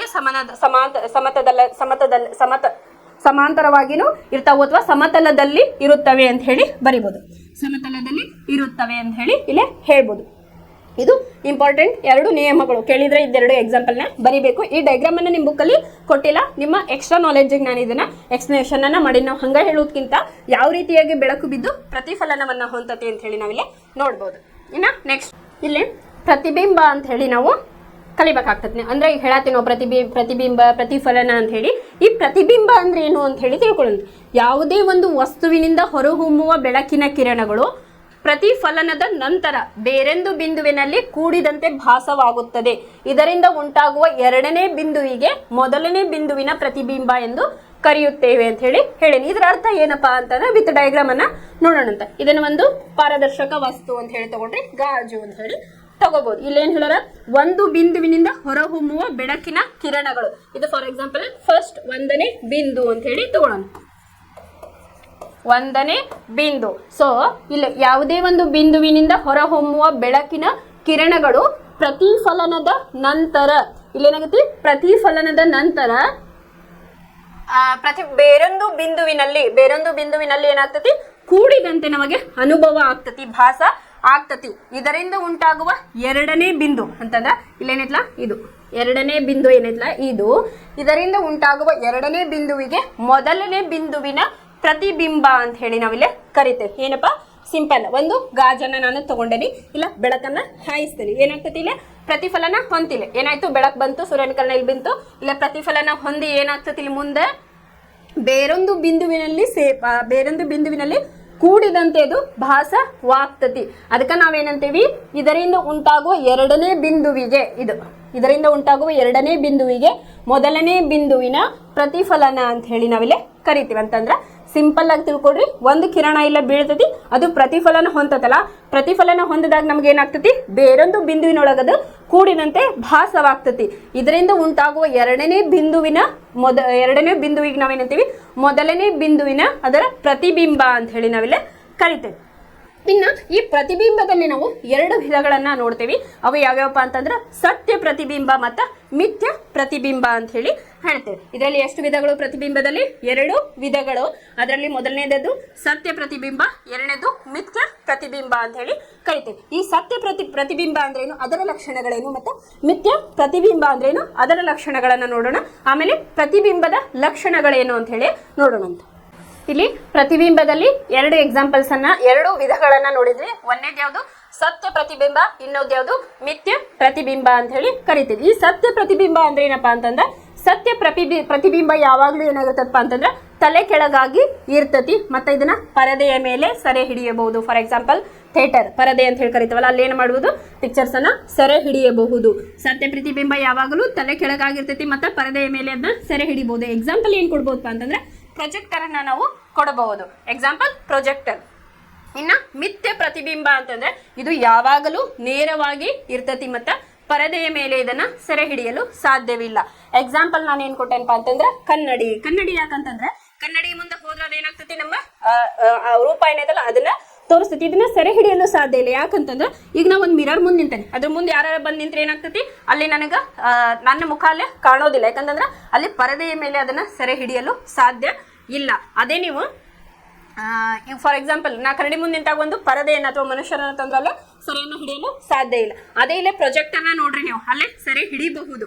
ಇಲ್ಲೇ ಕನ್ನಡಿ ಒಳಗೆ ಇನ್ನೊಂದು ನೋಡ್ರಿ, ನಾವು ದೂರ ಸರದಂತೆ ಎಷ್ಟು ಡಿಸ್ಟೆನ್ಸ್ ಒಳಗದೇವಲ್ಲ ಅಷ್ಟು ತೋರಿಸ್ತತಿ, ಹತ್ರ ಹೋದಂಗ ಹತ್ರ ತೋರಿಸ್ತತಿ. ಸಪೋಸ್ ನಾ ಹೋಗಿ ಹಿಂಗೆ ಕೈ ಟ್ರೈನ್ ಆಗಿರ್ತತಿ, ಅದನ್ನೇ ಅದು ತೋರಿಸ್ತತಿ. ಅಂತಂದ್ರ ಮಿಥ್ಯ ಪ್ರತಿಬಿಂಬ ಅಂತ ಹೇಳಿ ಕರಿತೀವಿ. ಇಲ್ಲಿ ಪ್ರತಿಬಿಂಬದಲ್ಲಿ ಎಷ್ಟು ವಿಧಗಳಪ್ಪ ಅಂತಂದ್ರೆ 2 ವಿಧಗಳು, ಸತ್ಯ ಪ್ರತಿಬಿಂಬ ಮತ್ತು ಮಿಥ್ಯ ಪ್ರತಿಬಿಂಬ ಅಂತ ಹೇಳಿ ನಾವು ಕರಿತೀವಿ. ಸತ್ಯ ಪ್ರತಿಬಿಂಬ ಅಂತಂದ್ರೆ ಇದು ಯಾವಾಗಲೂ ತಲೆ ಕೆಳಗಾಗಿ ಇರ್ತೈತಿ, ಮತ್ತು ಪರದೆಯ ಮೇಲೆ ಸೆರೆ ಹಿಡಿಯಲು ಇದು ಸಾಧ್ಯ ಇಲ್ಲ. ಎಕ್ಸಾಂಪಲ್ ಪ್ರೊಜೆಕ್ಟರ್ ಅಂತ ಹೇಳಿ ಹೇಳ್ತೇವೆ. ಮಿಥ್ಯ ಪ್ರತಿಬಿಂಬ ಇದೇನಾಗಿರ್ತೈತಿ, ಯಾವಾಗಲೂ ನೇರವಾಗಿ ಇರ್ತೈತಿ ಮತ್ತು ಪರದೆಯ ಮೇಲೆ ಸೆರೆ ಹಿಡಿಯಲು ಇದನ್ನ ಸಾಧ್ಯ ಇಲ್ಲ. ಎಕ್ಸಾಂಪಲ್ ಕನ್ನಡಿ ಅಂತ ಹೇಳಿ ಹೇಳ್ತೇವೆ. ಈಗ ನಾವು ಪ್ರತಿಬಿಂಬ ಅಂದ್ರೆ ಏನು ಹೇಳ್ತೇವೆ, ಅದ್ರ ವಿಧಗಳನ್ನ ಹೇಳಿದೆ, ಪ್ರತಿಬಿಂಬ ಯಾವ ರೀತಿ ಕೆಲಸ ಮಾಡ್ತೈತಿ ಅಂತ ನಾವು ಕಲಿತೀವಿ. ಬಟ್ ಅದರ ಗುಣಲಕ್ಷಣಗಳು ಏನೇನು ಅಂತ ಹೇಳಿದ ನೋಡೋಣ. ಪ್ರತಿಬಿಂಬದ ಗುಣಲಕ್ಷಣಗಳು ನೆಕ್ಸ್ಟ್ ಕಾನ್ಸೆಪ್ಟ್. ಇಲ್ಲಿ ಪ್ರತಿಬಿಂಬದ ಲಕ್ಷಣಗಳನ್ನು ನೋಡೋಕ್ಕಿಂತ ಮುಂಚೆ ನಾವು ದರ್ಪಣದ ಬಗ್ಗೆ ತಿಳ್ಕೊಳ್ಳೋಣ. ಯಾಕಂದ್ರೆ ಇದ್ರ ಒಳಗೆ ನೀವು ಸಮತಲ ದರ್ಪಣದ ಬಗ್ಗೆ ಅದು ತಿಳ್ಕೊಂಡ್ರಿ ಅಂದ್ರೆ ಆ ಪ್ರತಿಬಿಂಬದ ಗುಣಲಕ್ಷಣಗಳನ್ನು ತಿಳ್ಕೊಳಕ ನಿಮ್ಗೆ ಈಸಿ ಆಗ್ತದೆ. ಯಾಕಂತಂದ್ರೆ ಅಲ್ಲಿ ನಾವು ಏನ್ ಮಾಡ್ತೀವಿ, ಸಮತಲದ ದರ್ಪಣದ ಬಗ್ಗೆ ಅಲ್ಲಿ ಎಕ್ಸ್ಪ್ಲೇಷನ್ ಬರ್ತೈತಿ. ಸೊ ಹಾಗಾಗಿ ದರ್ಪಣಗಳ ಬಗ್ಗೆ ತಿಳ್ಕೊಂಡು ನಾವೇನ್ ಮಾಡೋಣ, ನೆಕ್ಸ್ಟ್ ಪ್ರತಿಬಿಂಬದ ಗುಣಲಕ್ಷಣಗಳ ಬಗ್ಗೆ ತಿಳಿತಾ ಹೋಗೋಣ. ಹೌದು, ಇದು ದರ್ಪಣ ಅಂದ್ರೆ ಏನಪ್ಪಾ ಅಂತ ಹೇಳಿ ಈಗ ನೋಡೋಣ. ಒಂದು ನುಣುಪಾದ ಮೇಲ್ಮೈನ ಒಂದು ಬದಿಗೆ ಲೇಪನಗೊಳಿಸುವುದರಿಂದ, ಇಲ್ಲಿ ಒಂದು ನುಣುಪಾದ ಮೇಲ್ಮೈಗೆ ಲೇಪನಗೊಳಿಸುವುದರಿಂದ ಏನಾಯ್ತು, ಇನ್ನೊಂದು ಬದಿಯಲ್ಲಿ ಬಿದ್ದಂತಹ ಬೆಳಕಿನ ಕಿರಣಗಳು ಪ್ರತಿಫಲನಗೊಳ್ಳುತ್ತದೆ. ಇಂತಹ ವಸ್ತುಗಳಿಗೆ ನಾವೇನಂತೀವಪ್ಪ ಅಂತಂದ್ರೆ ದರ್ಪಣ ಅಂತ ಹೇಳಿ ಕರಿತೇವೆ. ಅಲ್ಲಿ ಏನು ಓದಿದ್ಮೇಲೆ ಇಲ್ಲ ಅದೇ ಡೆಫಿನಿಷನ್ ಬರ್ತೈತೆ ಅಂತಂದ್ರೆ, ಇಲ್ಲಿ ಒಂದು ಇಲ್ಲಿ ನುಣುಪಾದ ಮೇಲ್ಮೈಗೆ ಬೆಳಕು ಬರ್ತೈತಲ್ಲ, ಇಲ್ಲೇ ಲೇಪನ ಮಾಡೋದ್ರಿಂದ, ಲೇಪನ ಎದಕ್ಕಂತ ಹೇಳಿದೆ ನಾ, ಪಾರದರ್ಶಕ ವಸ್ತು ಇತ್ತಂದ್ರೆ ಅಲ್ಲೇನಾಗ್ತತಿ, ಬೆಳಕು ಪಾಸ್ ಆಗಿ ಹೋಗ್ಬಿಡ್ತೈತಿ, ಅಲ್ಲೇ ಪ್ರತಿಫಲನ ಹೊಂದಲ್ಲ, ವಕ್ರೀಭವನ ಹೊಂದತಿ ಅಂತ ಹೇಳಿದೆ. ಸೊ ಹಾಗಾಗಿ ನುಣುಪಾದ ಮೇಲ್ಮೈ ಒಂದು ಬದಿಗೆ ಲೇಪನಗೊಳಿಸುವುದರಿಂದ ಇನ್ನೊಂದು ಬದಿಯಲ್ಲಿ ಬಿದ್ದಂತಹ ಬೆಳಕಿನ ಕಿರಣಗಳು ಪ್ರತಿಫಲನಗೊಳ್ಳುತ್ತದೆ. ಇಂತಹ ವಸ್ತುಗಳಿಗೆ ನಾವು ದರ್ಪಣ ಅಂತ ಹೇಳಿ ಕಲಿತೇವೆ. ಫಾರ್ ಎಕ್ಸಾಂಪಲ್ ಇಲ್ಲೇ ದರ್ಪಣಗಳಂತಂದ್ರೆ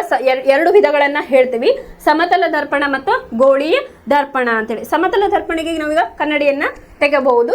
ಇಲ್ಲೇ ನಾವೇನಾಗ್ತೈತಿ, ಸಮತಲ ದರ್ಪಣದೊಳಗ ಏನಾಗಿರ್ತಪ್ಪ ಅಂತಂದ್ರೆ ಕನ್ನಡಿಯನ್ನ ನಾವು ಹೆಂಗದೇವಿ ಹಂಗ ತೋರಿಸ್ತೈತಿ. ಫಾರ್ ಎಕ್ಸಾಂಪಲ್ ನಾ ಡಿಸ್ಟೆನ್ಸ್ ಹೇಳಿ, ಇಷ್ಟು ದೂರದನಂದ್ರೆ ಇಷ್ಟು ಡಿಸ್ಟೆನ್ಸ್ ತೋರಿಸ್ತೈತಿ, ಹತ್ರಕ್ಕೆ ಹೋದಾಗ ಅದು ಎಷ್ಟು ಹತ್ರಕ್ಕೆ ಇರ್ತೈತಲ್ಲ ಅಷ್ಟೇ ಡಿಸ್ಟೆನ್ಸ್ ಅನ್ನ ತೋರಿಸ್ತೈತಿ. ಸಪೋಸ್ ಹೋಗಿ ಹಿಂಗೆ ಕೈಯನ್ನು ಇಟ್ಟಾಗ ಅದೇ ಡಿಸ್ಟೆನ್ಸ್ ಅನ್ನ ಅದು ತೋರಿಸ್ತೈತಿ. ಇನ್ನು ಗೋಳೀಯ ದರ್ಪಣಕ್ಕೆ ಈಗ ಚಮಚದೊಳಗೆ ಹೋಗಿ ನಮ್ಮ ಮುಖ ನೋಡ್ಕೊಂಡ್ವಿ ಅಂದ್ರೆ ಅಕ್ರಾಳ ವಿಕಾಳ ನಾವು ಕಾಣಿಸ್ತೇವೆ. ಯಾಕಂತಂದ್ರೆ ಅದ್ರಲ್ಲಿ ಗೋಳೀಯ ದರ್ಪಣ ಇರ್ತೈತಿ. ಇಲ್ಲಿ ಸಮತಲ ದರ್ಪಣ ನಾವು ಕನ್ನಡಿಯನ್ನ ಅಂತ ಹೇಳಿ ತಗೋಬಹುದು. ದರ್ಪಣ ಅಂದ್ರೇನು, ನುಣುಪಾದ ಮೇಲ್ಮೈ ಒಂದು ಬದಿಗೆ ಅಂದ್ರೆ ಕೆಳಬದಿಗೆ ಲೇಪನ ಮಾಡುವುದರಿಂದ ಇನ್ನೊಂದು ಬದಿಯಲ್ಲಿ ಬಿದ್ದಂತಹ ಬೆಳಕಿನ ಕಿರಣಗಳು ಪ್ರತಿಫಲನಗೊಳ್ಳುತ್ತದೆ. ಇಂತಹ ವಸ್ತುಗಳಿಗೆ ನಾವು ದರ್ಪಣ ಅಂತ ಹೇಳಿ ಕರಿತೇವೆ.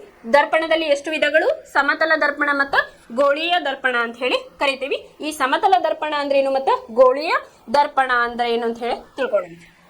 ಇಲ್ಲಿ ವಿಧಗಳನ್ನ ನೋಡ್ತಾ ಇದ್ವಲ್ಲ ನಾವು. ಸಮತಲ ದರ್ಪಣ ಅಂದ್ರೆ ಏನಪ್ಪಾ ಅಂತಂದ್ರ, ಯಾವುದೇ ಒಂದು ದರ್ಪಣ ಪ್ರತಿಫಲಿಸುವ ಮೇಲ್ಮೈ ಅದು ಸಮತಲವಾಗಿದ್ದರೆ, ಅದು ಈ ರೀತಿಯಾಗಿ ಸಮತಲವಾಗಿದ್ದರೆ ಅದಕ್ಕೆ ಏನಂತೀವಪ್ಪ ಅಂತಂದ್ರ ನಾವು ಇದಕ್ಕ ಸಮತಲ ದರ್ಪಣ ಅಂತ ಹೇಳಿ ಕರಿತೇವಿ.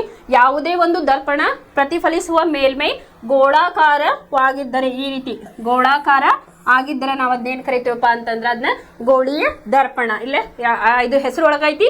ಸಮತಲ ಅಂತಂದ್ರೆ ಯಾವುದೇ ಒಂದು ದರ್ಪಣ ಪ್ರತಿಫಲಿಸುವ ಮೇಲ್ಮೈ ಸಮತಲವಾಗಿದ್ರೆ ಅದಕ್ಕೆ ಏನಂತೀವಿ, ಸಮತಲ ದರ್ಪಣ ಅಂತ ಹೇಳಿ ಕರಿತೀವಿ.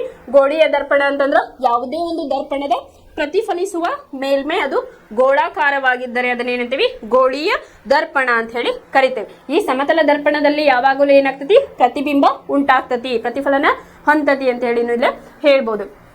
ಸೊ ಈಗ ಏನ್ ಮಾಡೋಣ, ಪ್ರತಿಬಿಂಬದ ಗುಣಲಕ್ಷಣಗಳೇನು ಮತ್ತು ಅದರ ಉಪಯೋಗಗಳೇನು ಅಂತ ಹೇಳಿಗ ನೋಡೋಣ. ಪ್ರತಿಬಿಂಬದ ಗುಣಲಕ್ಷಣಗಳು. ಇಲ್ಲಿ ಪ್ರತಿಬಿಂಬದ ಗುಣಲಕ್ಷಣಗಳು ಏನೇನಪ್ಪ ಅಂತ ಹೇಳ್ಬೇಕಂತಂದ್ರ, ಸಮತಲ ದರ್ಪಣದಲ್ಲಿ ಉಂಟಾಗುವ ಪ್ರತಿಬಿಂಬ ಮಿಥ್ಯ ಮತ್ತು ನೇರ ಇರ್ತತಿ ಅಂತ ಹೇಳ್ಬೋದು. ಸತ್ಯ ಪ್ರತಿಬಿಂಬ ಮತ್ತು ಮಿಥ್ಯ ಪ್ರತಿಬಿಂಬ ಬಗ್ಗೆ ಹೇಳಿದಾಗ ಅಂದ್ರೆ, ಮಿಥ್ಯ ಪ್ರತಿಬಿಂಬ ಹೆಂಗಿರ್ತತಿ, ಯಾವಾಗ್ಲೂ ನೇರವಾಗಿ ಇರ್ತತಿ. ಸತ್ಯ ಪ್ರತಿಬಿಂಬ ಯಾವಾಗ್ಲೂ ತಲೆ ಕೆಳಗಾಗಿ ಇರ್ತತಿ ಅಂತ ಹೇಳಿ. ತಲೆ ಕೆಳಗಾಗಿ ನಾ ಎಕ್ಸಾಂಪಲ್ ಏನು ತಗೊಂಡೆ, ಪ್ರೊಜೆಕ್ಟರ್ ಅನ್ನ ಹೇಳಿದೆ. ಇಲ್ಲೇನು ಮೊದಲನೇ ಗುಣಲಕ್ಷಣವನ್ನ ನೀವು ಯಾವ್ದು ಬರಿಬೇಕಪ್ಪ ಅಂತಂದ್ರೆ, ಸಮತಲ ದರ್ಪಣಗಳಲ್ಲಿ ಅಥವಾ ಸಮತಲ ದರ್ಪಣದಲ್ಲಿ ಉಂಟಾಗುವ ಪ್ರತಿಬಿಂಬ ಮಿಥ್ಯ ಮತ್ತು ನೇರವಾಗಿ ಇರುತ್ತದೆ ಅಂತ ಹೇಳಿ ಬರಿಬೇಕು. ಇನ್ನು ಎರಡನೇದು, ಸಮತಲ ದರ್ಪಣದಲ್ಲಿ ಪ್ರತಿಬಿಂಬದ ಗಾತ್ರ ಮತ್ತು ಅದರ ಎತ್ತರ ವಸ್ತುವಿನ ಗಾತ್ರಕ್ಕೆ ಸಮನಾಗಿ ಇರುತ್ತದೆ ಅಂತ ಹೇಳಿ ಎರಡನೇದು. ಮೂರನೇದೇನಪ್ಪ ಅಂತಂದ್ರೆ, ವಸ್ತುವು ದರ್ಪಣದ ಮುಂದೆ ಎಷ್ಟು ದೂರದಲ್ಲಿದೆಯೋ ಅಷ್ಟೇ ದೂರದಲ್ಲಿ ದರ್ಪಣದ ಹಿಂದೆ ಪ್ರತಿಬಿಂಬ ಉಂಟಾಗುತ್ತದೆ ಅಂತ ಹೇಳಿ ಹೇಳ್ತಾರೆ. ಇನ್ನು ನಾಲ್ಕನೇದೇನಪ್ಪ ಅಂತಂದ್ರೆ, ಪ್ರತಿಬಿಂಬವು ಪಾರ್ಶ್ವಪಲ್ಲಟ ಹೊಂದಿರುತ್ತದೆ ಅಂತ ಹೇಳಿ ಹೇಳ್ತಾರೆ. ಈಗ ಒಂದನೇದು ಅರ್ಥ ಆಯ್ತು, ಸಮತಲ ದರ್ಪಣದಲ್ಲಿ ಉಂಟಾಗುವ ಪ್ರತಿಬಿಂಬ ಮಿಥ್ಯ ಮತ್ತು ನೇರವಾಗಿ ಇರ್ತತಿ ಅಂತ ಹೇಳಿ ಗೊತ್ತಾಯ್ತು. ಇನ್ನ ಸಮತಲ ದರ್ಪಣದಲ್ಲಿ ಪ್ರತಿಬಿಂಬದ ಗಾತ್ರ ಮತ್ತು ಎತ್ತರ ವಸ್ತುವಿನ ಗಾತ್ರಕ್ಕೆ ಸಮನಾಗಿ ಇರುತ್ತದೆ. ಇದು ನಮಗೆ ಅಂಡರ್ಸ್ಟ್ಯಾಂಡ್ ಆಯ್ತು. ಇನ್ನು ಮೂರನೇದು ನೋಡ್ರಿ, ವಸ್ತುವು ದರ್ಪಣದ ಮುಂದೆ ಎಷ್ಟು ದೂರದಲ್ಲಿದೆಯೋ ಅಷ್ಟೇ ದೂರದಲ್ಲಿ ದರ್ಪಣದ ಹಿಂದೆ ಪ್ರತಿಬಿಂಬ ಉಂಟಾಗುತ್ತದೆ. ಈಗ ನಾ ಕನ್ನಡಿ ಎಕ್ಸಾಂಪಲ್ ಅನ್ನ ತಗೊಂಡೆ. ಈಗ ನಾ ಎಷ್ಟು ದೂರ ಇರ್ತಾನಲ್ಲ ಅಷ್ಟೇ ದೂರ ತೋರಿಸ್ತತಿ, ನಾವು ಎಷ್ಟು ದಪ್ಪದೇವಲ್ಲ ಅಷ್ಟೇ ದಪ್ಪವನ್ನದು ತೋರಿಸ್ತತಿ. ಅದನ್ನೇ ನೀವು ಗೋಳೀಯ ದರ್ಪಣದಲ್ಲಿ ನೋಡಿದಾಗ, ನಾವು ಚಮಚೆಯಲ್ಲಿ ನಮ್ಮ ಮುಖವನ್ನ ನೋಡಿದಾಗ ಏನಾಗ್ತತಿ, ಒಂದ್ ರೀತಿ ಬೇರೆ ತರನ ಕಾಣಿಸ್ತತಿ. ಒಂದ್ ಕಡೆ ಉಬ್ಬೋದು, ಒಂದ್ ಕಡೆ ಅಕ್ರಾಳ ವಿಕ್ರಾಳ ಅಂತ ಏನ್ ಕರಿತೇವಲ್ಲ ಆ ರೀತಿಯಾಗಿ ಕಾಣಿಸ್ತತಿ. ಇನ್ನು ಪ್ರತಿಬಿಂಬವು ಇಲ್ಲಿ ಪಾರ್ಶ್ವಪಲ್ಲಟವನ್ನು ಹೊಂದಿರುತ್ತದೆ ಅಂತ ಹೇಳಿ ನಾನು ಬರ್ದೇನಿ. ಏನಿದು ಪಾರ್ಶ್ವಪಲ್ಲಟ ಅಂತಂದ್ರ, ಈಗ ಮಿರರ್ ಮುಂದೆ ನಾ ಏನ್ ಮಾಡ್ತೀನಿ, ನನ್ನ ಹೆಸರನ್ನ ಬರೆದ್ರೆ ಸೀದಾ ಕಾಣ್ತತಿ ಇಲ್ಲ. ಈಗ ನಾ ಹಿಂಗೆ ಬಲಗೈಯನ್ನ ಈಗ ಎಡಗೈಯನ್ನ ಎತ್ತಿದ್ರೆ ಅದೇನಾಗ್ತತಿ, ಉಲ್ಟಾ ಅಲ್ಲೇ ತೋರಿಸ್ತಾ ಇರ್ತೈತೆ ಅಲ್ಲಿ ಬಲಗೈ ಕನ್ನಡಿ ಒಳಗೆ. ಸೊ ಅದಕ್ಕೆ ಏನಂತೀವಪ್ಪ ಅಂತಂದ್ರೆ ಪಾರ್ಶ್ವ ಪಲ್ಲಟ ಹೊಂದಿರ್ತೈತಿ ಅಂತ ಹೇಳಿ ಬರೀತೇವೆ. ಫಾರ್ ಎಕ್ಸಾಂಪಲ್ ನಾನು ಡಿ ಹಿಂಗ್ ಬರದೆ ಅಂದ್ರೆ ಕನ್ನಡಿ ಒಳಗೆ ಹೆಂಗೆ ತೋರಿಸ್ತದ ಈ ರೀತಿಯಾಗಿ ತೋರಿಸ್ತಾ ಇರ್ತೈತಿ. ಹಾಗಾಗಿ ಇದನ್ನೇನು ಹೇಳಾರ, ಪ್ರತಿಬಿಂಬವು ಪಾರ್ಶ್ವ ಪಲ್ಲಟವನ್ನ ಹೊಂದಿರುತ್ತದೆ ಅಂತ ಹೇಳಿ ಹೇಳಾರ.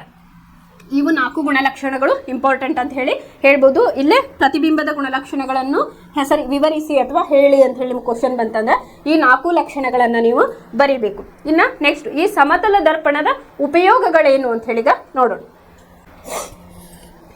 ಇಲ್ಲಿ ಸಮತಲ ದರ್ಪಣದ ಉಪಯೋಗಗಳು ಅಂತ ಹೇಳಿ ಐತಿ. ಇದನ್ನ ಎಲ್ಲಿ ಯೂಸ್ ಮಾಡ್ತಾರಪ್ಪ ಅಂತಂದ್ರೆ ಮುಖ ಕನ್ನಡಿ ತಯಾರಿಕೆಯಲ್ಲಿ ಬಳಸುತ್ತಾರೆ ಅಂತ ಹೇಳಿ ನಾನು ಬರ್ದೇನೆ. ಇಲ್ಲಿ ಯಾಕೆ ನಾ ಮುಖ ಕನ್ನಡಿ ಅಂತ ಹೇಳಿ ಬರದೆ, ಬರೀ ಕನ್ನಡಿ ಅಂತ ಯಾಕೆ ಬರೀಲಿಲ್ಲಪ್ಪ ಅಂತಂದ್ರೆ, ಈಗ ಬೈಕ್ ಕಾರ್ ತಗೊಳ್ರಿ ಅಲ್ಲಿ ಕೂಡ ಕನ್ನಡಿಯನ್ನ ಯೂಸ್ ಮಾಡಿರ್ತಾರೆ.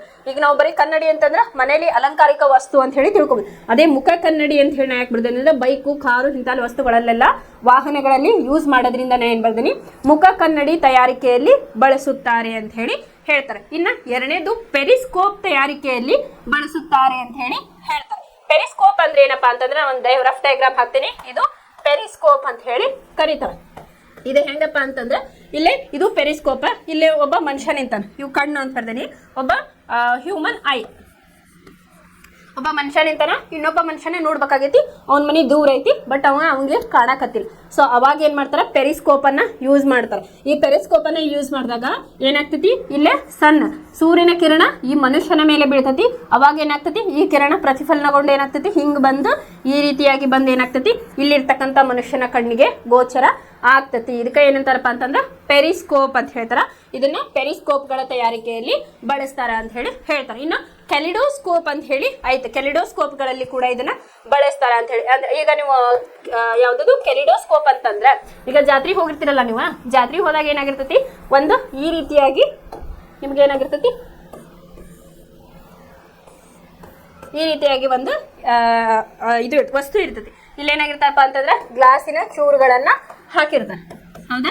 ಈ ಕಡೆಯಿಂದ ನೋಡಿದಾಗ ಏನಾಗ್ತದೆ, ನಮಗ ಡಿಸ್ಕೋ ಡ್ಯಾನ್ಸ್ ಅಂತ ಏನ್ ಕರಿತಾವಲ್ಲ, ಜಾತ್ರೆ ಒಳಗೆ ಅವೈಲೇಬಲ್ ನೋಡ್ಬೋದು, ಮಜಾ ಇರ್ತೈತಿ. ಹೆಂಗಂತಂದ್ರೆ ಈ ಕಡೆಯಿಂದ ನೋಡಿದಾಗ ಏನಾಗ್ತದೆ, ನಿಮಗಲ್ಲೇ ಡಿಸ್ಕೋ ಡ್ಯಾನ್ಸ್ ಮಾಡೋದು ಕಾಣಿಸ್ತಾ ಇರ್ತೈತಿ. ಇದು ಎದಕ್ಕಪ್ಪ ಅಂತಂದ್ರೆ ಸಮತಲ ದರ್ಪಣವನ್ನ ಯೂಸ್ ಮಾಡೋದಿಕ್ಕೆ ಎಕ್ಸಾಂಪಲ್ ಅನ್ನ ಹೇಳ್ಬೋದು. ಇನ್ನು ಹಲವಾರದವು, ಇಷ್ಟು ನಿಮ್ಮ ನಾಲೆಡ್ಜಿಗೆ ಸಾಕು. ಮೊದಲನೇದೇನಪ್ಪ ಅಂತಂದ್ರೆ ಮುಖ ಕನ್ನಡಿಗಳ ತಯಾರಿಕೆಯಲ್ಲಿ ಬಳಸ್ತಾರ. ಇನ್ನ ಎರಡನೇದು ಪೆರಿಸ್ಕೋಪ್ಗಳ ತಯಾರಿಕೆಯಲ್ಲಿ ಬಳಸ್ತಾರ. ಇನ್ನ ಮೂರನೇದೇನು ಕೆಲಿಡೋಸ್ಕೋಪ್ಗಳ ತಯಾರಿಕೆಯಲ್ಲಿ ಇಲ್ಲೇ ಬಳಸ್ತಾರ ಅಂತ ಹೇಳಿ ಬರೀಬಹುದು. ಇನ್ನ ಈಗ ಏನೇನ್ ಕಲಿತ್ವಿ ಅಂತ ಹೇಳಿ ನಿಮ್ಮ ಪುಸ್ತಕದಲ್ಲಿ ಯಾವ ರೀತಿಯಾಗಿ ಕೊಟ್ಟಿದ್ದಾರೆ ಅಂತ ಹೇಳಿ ಈಗ ನೋಡೋಣ. ಇಲ್ಲೇ ಬೆಳಕು, ಪ್ರತಿಫಲನ ಮತ್ತು ವಕ್ರೀಭವನ ಅಂತ ಹೇಳಿ ನೋಡಿದ್ವಿ. ಫಸ್ಟಿಗೆ ಬೆಳಕು ಅಂದ್ರೆ ಏನಂತ ನೋಡಿದ್ವಿ, ಇದು ಸ್ಪೆಕ್ಟ್ರೋ ಎಲೆಕ್ಟ್ರೋಮ್ಯಾಗ್ನೆಟಿಕ್ ಸ್ಪೆಕ್ಟ್ರಮ್ನ ಒಂದು ಭಾಗ ಅಂತ ಹೇಳಿ ನಾವು ಕಲಿತ್ವಿ. ಆಮೇಲೆ ಬೆಳಕು ಹೆಂಗ್ ಉಂಟಾಗ್ತತಿ ಅಂತ ಹೇಳಿ ಕಲಿದ್ವಿ. ಒಂದು ಪರಮಾಣುವಿನಲ್ಲಿ ಎಲೆಕ್ಟ್ರಾನ್ಗಳು ಇರ್ತಾವು. ಎಲೆಕ್ಟ್ರಾನ್ಗಳು ಏನಾಗಿರ್ತಾವ, ಪರಮಾಣುವಿನ ಸುತ್ತ ಕವಚಗಳಲ್ಲಿ ಸುತ್ತಾಡ್ತಾ ಇರ್ತಾವ. ಆ ಎಲೆಕ್ಟ್ರಾನ್ಗಳಿಗೆ ಅದರದೇ ಆದಂತಹ ಶಕ್ತಿ ಇರ್ತೈತಿ. ಅದ್ರೊಳಗೆ ಕಡಿಮೆ ಎನರ್ಜಿ ಇರ್ತಕ್ಕಂಥ ಎಲೆಕ್ಟ್ರಾನು ಹೈಯರ್ ಲೆವೆಲ್ಗೆ ಹೋದಾಗ ಏನಾಗ್ತತಿ, ಅಲ್ಲೇ ಸರ್ಟನ್ ಎನರ್ಜಿ ರಿಲೀಸ್ ಆಗ್ತತಿ. ಆಮೇಲೆ ಸರ್ಟನ್ ಆ ಎನರ್ಜಿ ಕುಂಠಿತವಾದಾಗ ಮತ್ತದು ಹೊಳ್ಳಿ ವಾಪಸ್ ಬರ್ತೈತಿ. ಆ ಪ್ರೊಸೆಸ್ ನಡುವಾಗ ಏನಾಗ್ತತಿ, ಬಾಹ್ಯಾಕಾಶದ ಬಾಹ್ಯ ಶಕ್ತಿಯಿಂದ ಅದೇನಾಗ್ತತಿ, ಕೆಲವು ತರಂಗಗಳು, ವಿದ್ಯುತ್ ಕಾಂತೀಯ ಅಲೆಗಳು ಉಂಟಾಗ್ತಾವು. ಆ ವಿದ್ಯುತ್ ಕಾಂತೀಯ ಅಲೆಯ ಒಂದು ಘಟಕಕ್ಕೆ ಅಥವಾ ಒಂದು ಭಾಗಕ್ಕೆ ನಾವೇನಂತೀವಿ, ಇಲ್ಲೇ ಬೆಳಕು ಅಂತ ಹೇಳಿ ಕರಿತೀವಿ. ಇದು ಇನ್ ಡೀಟೇಲ್ ಆಗಿ. ಇನ್ನ ಇಲ್ಲೊಂದು ಬೆಳಕಿನ ಪ್ರತಿಫಲನದ ಬಗ್ಗೆ ನಾವು ತಿಳ್ಕೊಂಡ್ವಿ. ಬೆಳಕಿನ ಪ್ರತಿಫಲನ ಅಂದ್ರೆ ಏನಂತ ಹೇಳಿ ತಿಳ್ಕೊಂಡ್ವಿ. ಯಾವ ರೀತಿಯಾಗಿ ಇದು ಪ್ರತಿಫಲನ ಹೊಂದತಿ ಅಂತ ಹೇಳಿ ವಿತ್ ಡಯಾಗ್ರಾಮ್ ಅನ್ನ ನೋಡಿದ್ವಿ. ಆಮೇಲೆ ಬೆಳಕಿನ ಪ್ರತಿಫಲನದ ನಿಯಮಗಳನ್ನ ನೋಡಿದ್ವಿ. ಇಂಪಾರ್ಟೆಂಟ್ ಕಾನ್ಸೆಪ್ಟ್ ಏನಂತಂದ್ರೆ ಪತನ ಕೋನವು ಪ್ರತಿಫಲನ ಕೋನಕ್ಕೆ ಸಮನಾಗಿ ಇರುತ್ತದೆ, ಒಂದನೇ ನಿಯಮ. ಎರಡನೇದು ಪತನ ಕಿರಣ ಪತನ ಬಿಂದುವಿನಲ್ಲಿ ಪ್ರತಿಫಲಿತ ಮೇಲ್ಮೈಗೆ ಎಳೆದ ಲಂಬ ಮತ್ತು ಪ್ರತಿಫಲಿತ ಕಿರಣ ಈ ಮೂರು ಏನಾಗಿರ್ತಾವು, ಒಂದೇ ಸಮತಲದಲ್ಲಿ ಇರ್ತಾವ ಅಂತ ಹೇಳಿ ನೋಡಿದ್ವಿ. ಆಮೇಲೆ ಪ್ರತಿಬಿಂಬದ ಲಕ್ಷಣಗಳನ್ನು ಕೂಡ ನಾವು ನೋಡಿದ್ವಿ. ಆಮೇಲೆ ಇದು ನೋಡಿದ್ವಿ, ಏನು ಪ್ರತಿಬಿಂಬದಲ್ಲಿ ಮಿಥ್ಯ ಪ್ರತಿಬಿಂಬ ಮತ್ತು ಸತ್ಯ ಪ್ರತಿಬಿಂಬಗಳ ಬಗ್ಗೆ ತಿಳ್ಕೊಂಡ್ವಿ. ದರ್ಪಣದಲ್ಲಿ ಸಮತಲ ದರ್ಪಣ ಮತ್ತು ಗೋಳೀಯ ದರ್ಪಣಗಳ ಬಗ್ಗೆ ಕೂಡ ನಾವು ತಿಳ್ಕೊಂಡ್ವಿ. ಅದಾದ್ಮೇಲೆ ಇನ್ನ ನಾಳೆ ಕ್ಲಾಸ್ ಒಳಗೆ ಏನ್ ಮಾಡೋಣಪ್ಪ ಅಂತಂದ್ರೆ ಗೋಳೀಯ ದರ್ಪಣಗಳು ಅಂತ ಹೇಳಿ ಒಂದು ಕಾನ್ಸೆಪ್ಟ್ ಐತಿ. ಅದನ್ನ ನಾವು ನಾಳೆ ಕ್ಲಾಸ್ ಒಳಗೆ ಗೋಳೀಯ ದರ್ಪಣಗಳ ಬಗ್ಗೆ ಇನ್ ಡೀಟೇಲ್ ಆಗಿ ತಿಳ್ಕೊಳ್ಳೋಣ. ಇವತ್ತಿಗೆ ಇಷ್ಟು ಸಾಕು. ನೆಕ್ಸ್ಟ್ ಕ್ಲಾಸ್ ಒಳಗೆ ಗೋಳೀಯ ದರ್ಪಣಗಳ ಬಗ್ಗೆ ತಿಳ್ಕೊಳ್ಳೋಣ. Thank you.